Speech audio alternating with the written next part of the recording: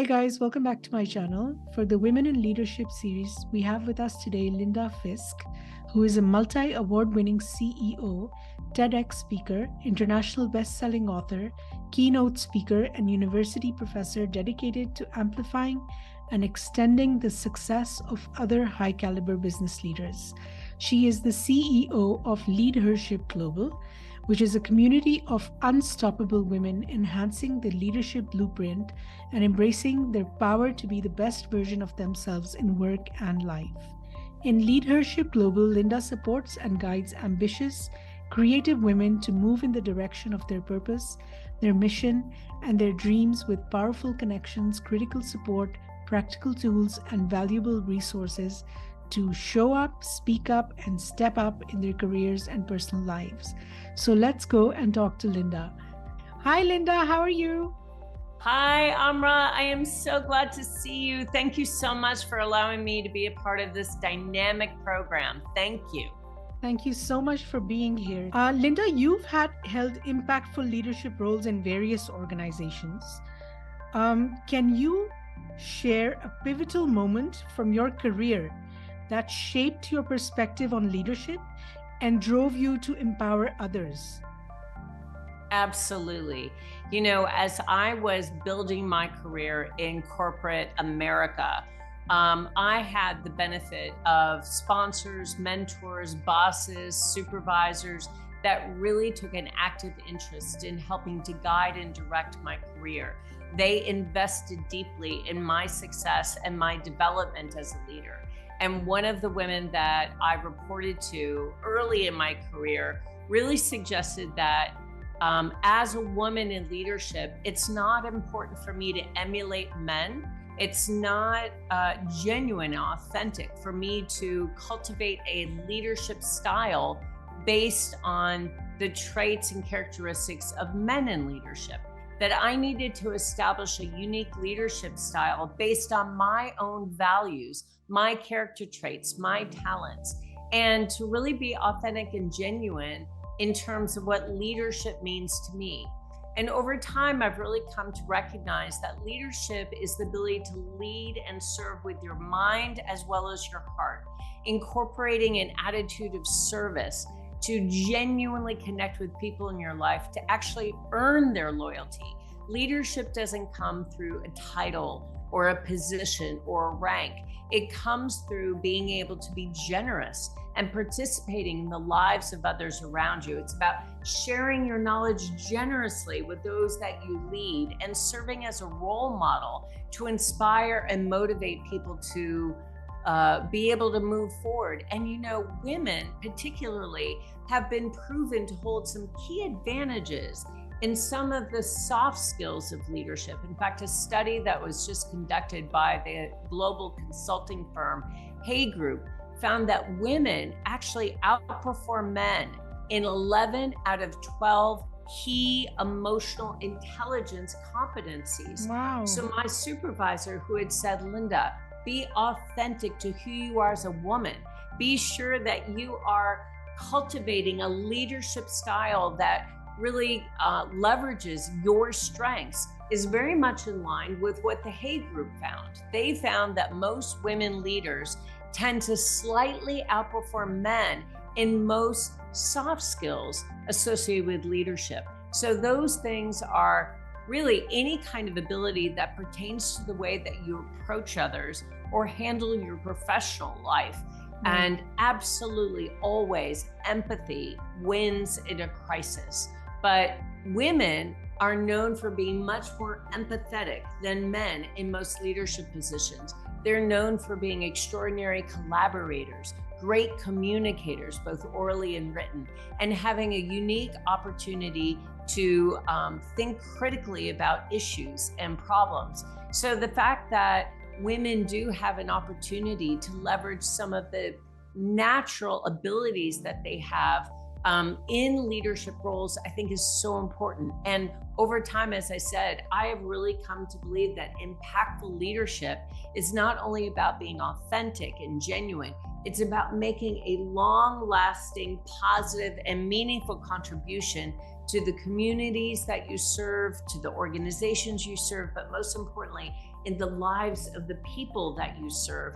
And that means leading with your mind as well as your heart. Well said, Linda. I love your definition of leadership and how women should not try to emulate men, but, bring their own qualities out while leading. Have you ever faced any unique challenges during your career, like overcoming gender related barriers and stereotypes?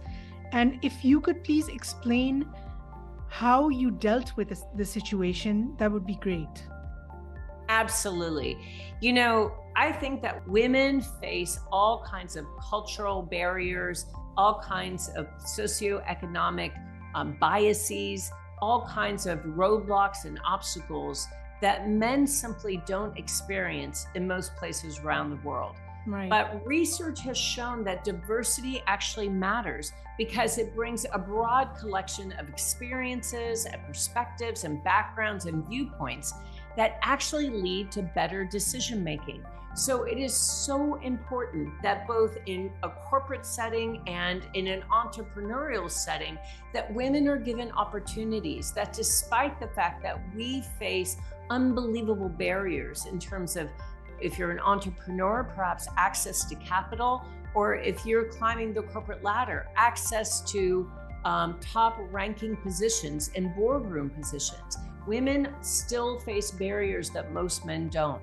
But it is so important that women persevere and that we are tenacious in pursuing those things. And I will tell you, when it comes to the boardroom, optimizing boardroom decision-making through gender diversity has got to be a critical goal for every single organization.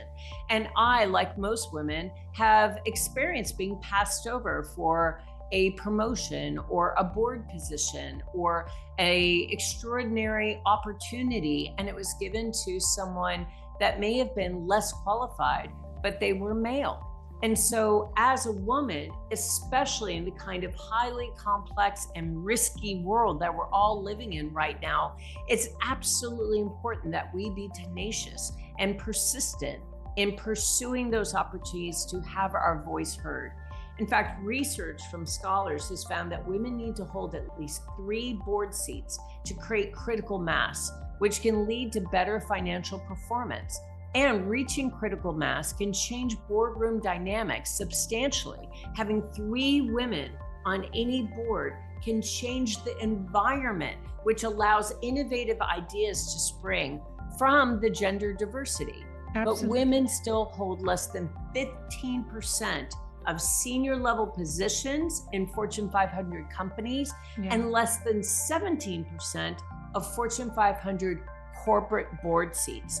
So that is still very elusive to many women. They're unable to hold those senior positions, those senior C-suite jobs at Fortune 500 companies. And even more elusive is the opportunity to serve on a corporate board. An even smaller percentage of women are chairs of a corporate board, only 5% in 2019, and only 4% of those are actually CEOs of a Fortune 500 company. So I will tell you that we still have a long way to go. And in fact, in 2021, among the largest 3,000 US publicly traded companies, only about 1 in 5 board members were women. Now that's according to Equilar, which tracks corporate governance data. But it says that nearly 1 in 10 boards have absolutely no women.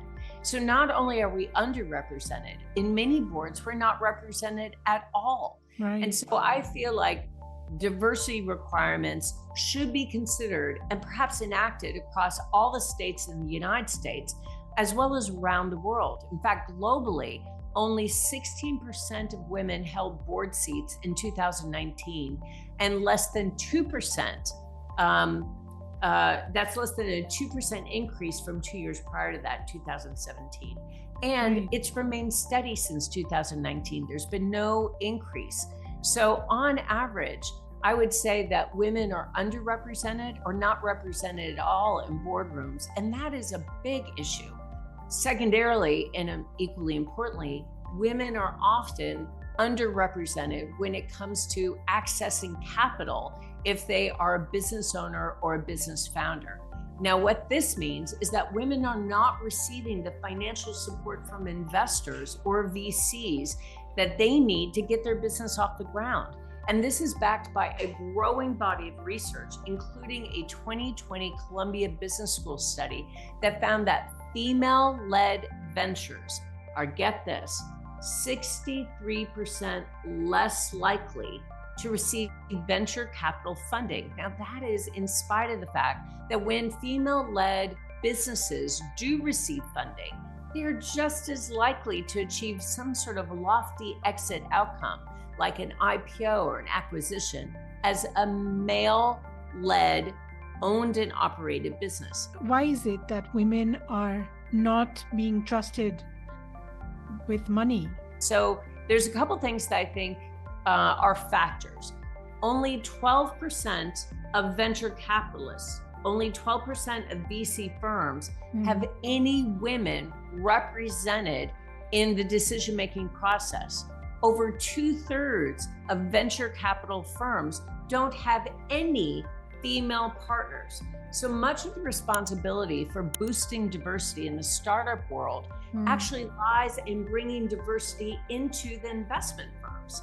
With more women being represented in VC firms, more women entrepreneurs would be considered more favorably when they're making decisions about investments. And I would also say that networking is extremely useful to connecting entrepreneurs to investors. You have to network to be able to create those relationships. But women entrepreneurs often experience limited gender-biased access to the established social and business networks that VC firms use. So what that means is that women entrepreneurs aren't able to socialize and network with VC firms in the same way that men are.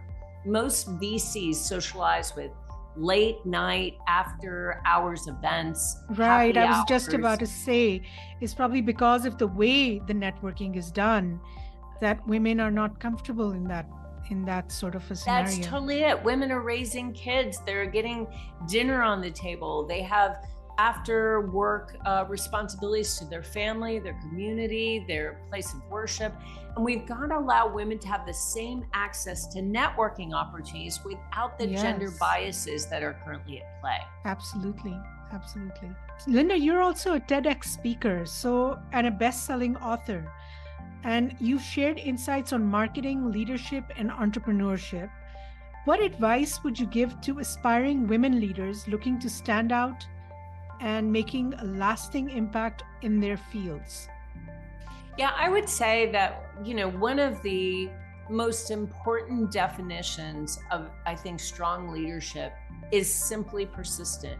To learn from your setbacks, your obstacles, to learn from your failures, and then gather that learning, really understand how to move forward in a more efficient, more effective manner, and keep on going. So there really is something about understanding the gift that is being given to you through setbacks, through obstacles, through roadblocks, through failures, through mistakes. If you see that as a learning opportunity, that can actually be the biggest gift that you're given, because it gives you an opportunity to learn from not only your successes, but also your failures, and then redouble your efforts. Listen, women are going to face barriers that men simply don't.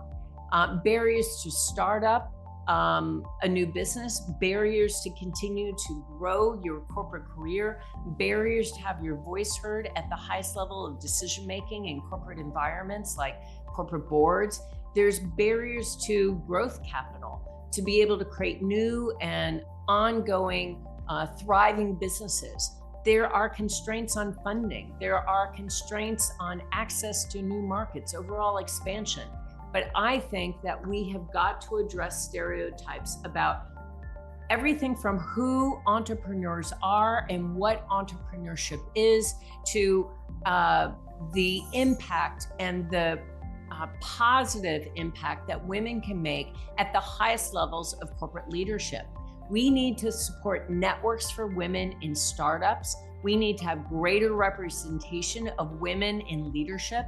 And I think we need to teach girls entrepreneurial skills at school at a very young age. We need to teach girls leadership skills, again, at a young age. These are all, I feel like, critical components to further women's success as entrepreneurs, as leaders, as corporate visionaries.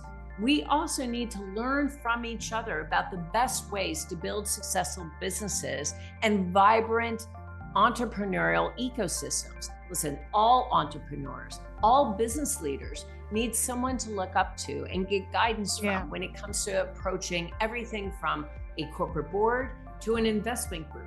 And for women, that often means talking to other female founders, other female executives, other women CEOs who have overcome the very specific obstacles that they're facing, and helping female mentors carve out time from their schedules to support other founders, to support other female leaders is absolutely vital, like what you're doing, Amra. Right. So, Linda, LeadHERship Global, which is your organization, emphasizes embracing one's power and stepping up in both work and life. I love that, by the way. What steps can women take to overcome self-doubt and imposter syndrome, allowing them to fully embrace their capabilities? I will tell you that we know more than anything else right now, we know that there is a significant gender gap when it comes to confidence. Men are significantly more confident than women across the board, whether it's pursuing a new job opportunity, whether it's skill development, athletic ability, speaking ability. Men have a much more confident attitude than women do, almost across the board. And this is backed by research studies year after year across a whole variety of skill sets, aptitudes, characteristics. And did you know that confidence is actually a stronger predictor of success than competence? That confidence actually predicts your level of success much more accurately, much more precisely than even your ability to be competent in your role.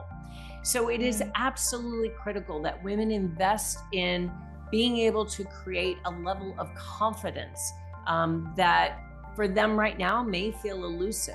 It is more important that they build the experience of what it feels like to be successful, to be celebrated, to be lifted up, than probably anything else facing women in leadership today, is to recognize their full potential.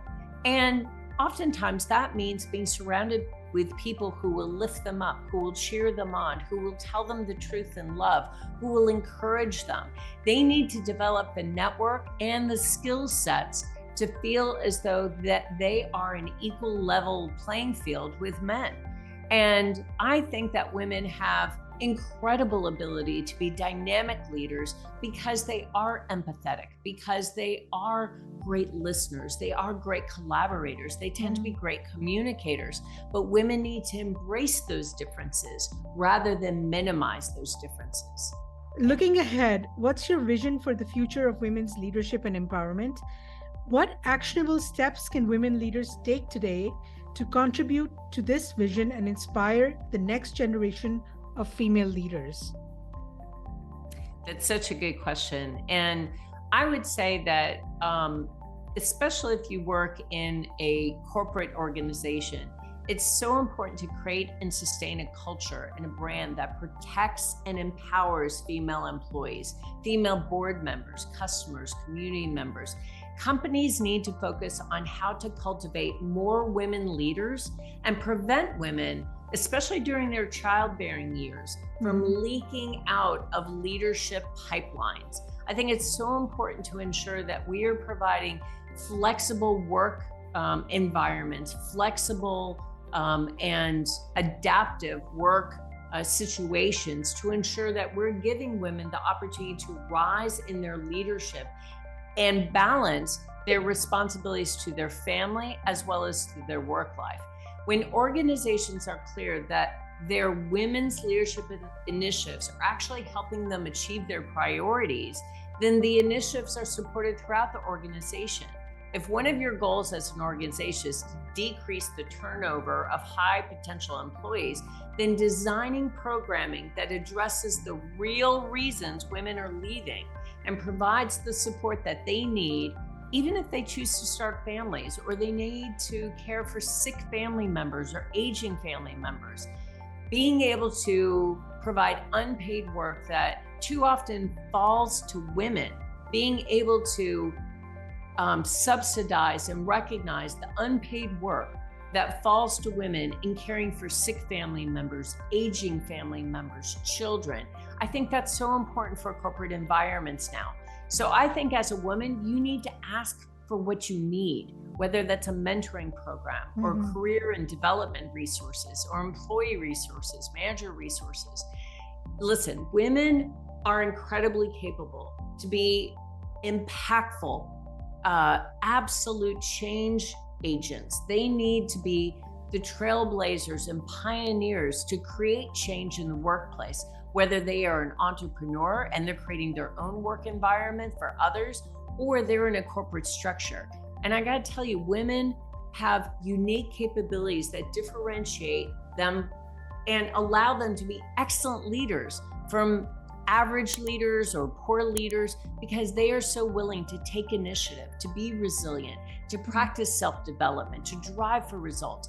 But I think we need to provide the kind of flexibility that allows women to recognize and balance the responsibilities at home with the responsibilities at work. So thank you so much, Linda, for being here. I know you're a very busy person, and I really appreciate it that you made the time. Oh gosh, Amra, it is my honor. I am so humbled that you invited me to your platform, and I'm so honored to be here. You are creating some of the most important conversations that you can as a woman in leadership yourself. You are raising the issues that we need to tackle as women in leadership. You are raising the issues and creating the environment where women can be transparent and open and honest about the challenges they face and how they've overcome those challenges. I gotta tell you, those are the kinds of conversations that change lives. So I'm grateful to you, and I'm incredibly honored that I was invited to be a part of your program. So thank you so much. Thank you so much for watching, guys. I hope you enjoyed this video. Please make sure to give us a thumbs up and subscribe if you haven't already, and I'll see you next time. Bye-bye.